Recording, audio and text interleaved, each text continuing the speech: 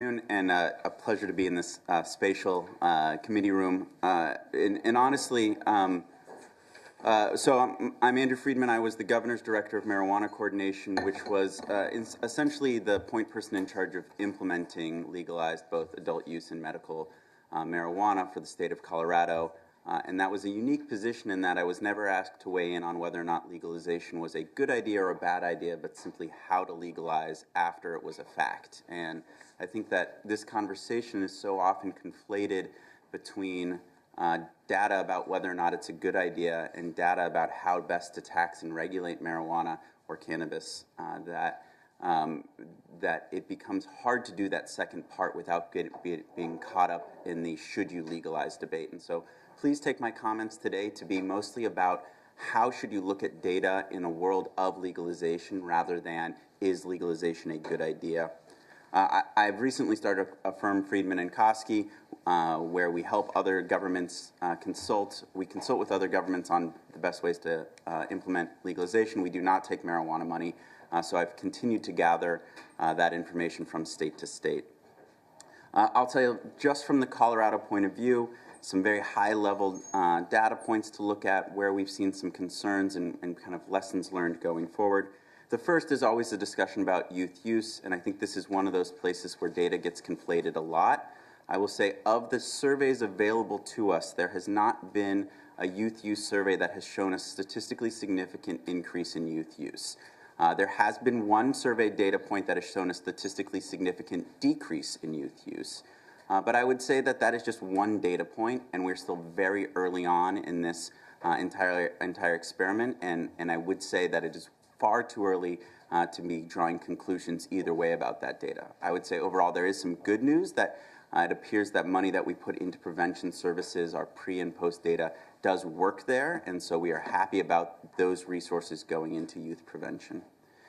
Second, the other age groups, 18 to 25 and 26 and older, which are other cohorts that we take public surveys of, there's been a continual trend of increased marijuana use in past 30-day marijuana use.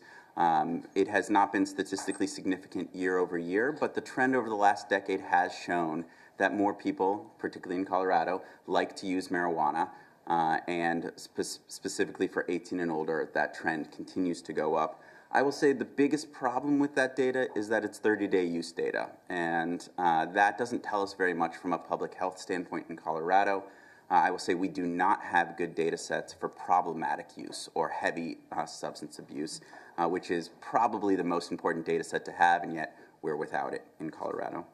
Another good set of data that doesn't have a lot of the biases that most of them do is Poison Control Center calls. I say that's good because people actually have to opt into that system rather than it being a call and response.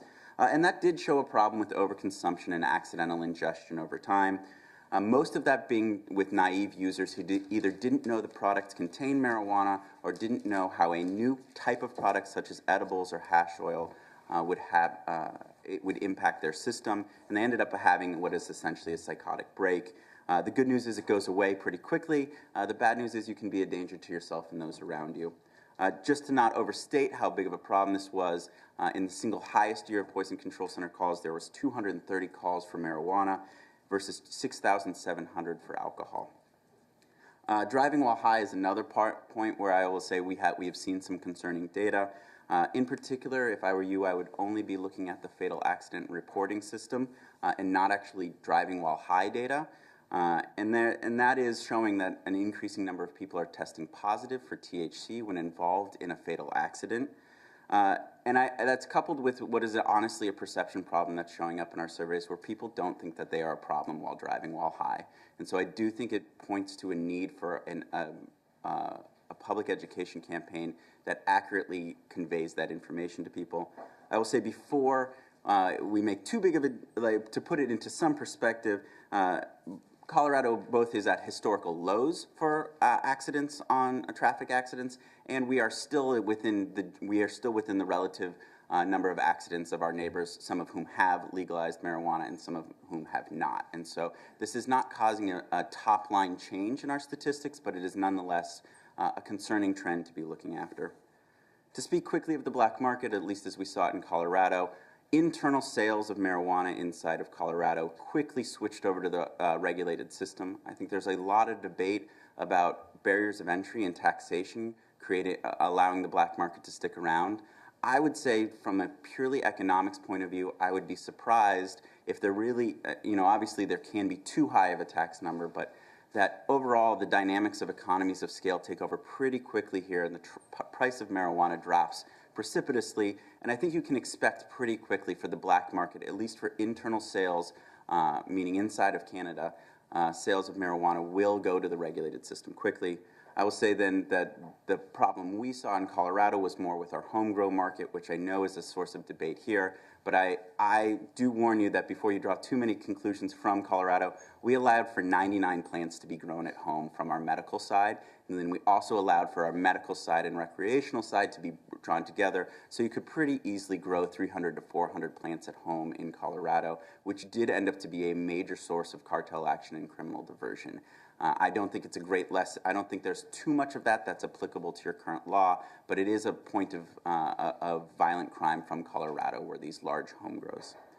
Finally, I think the major thing that we should all be paying attention to is a much longer term dynamic, which is the 80-20 problem, where 20% of the users use 80% of the product, roughly, for cannabis, and that has proven to be true in Colorado and other markets over time. And I think at first what you will be seeing is a convergent market where the regulated market is trying its hardest to take over from the black market, which is estimated in Canada to be about $5.7 billion. But as they capture that, where does it go from there? How do you grow that market? And how do we put the safeguards down now? I would say the lessons learned in Colorado, and I would by no means say that we're there, is there's a need for good data to make sure we're not growing that 20% and not growing how much that 20% is using. There's need for strong regulatory powers, and there's needs for safeguard against regulatory capture.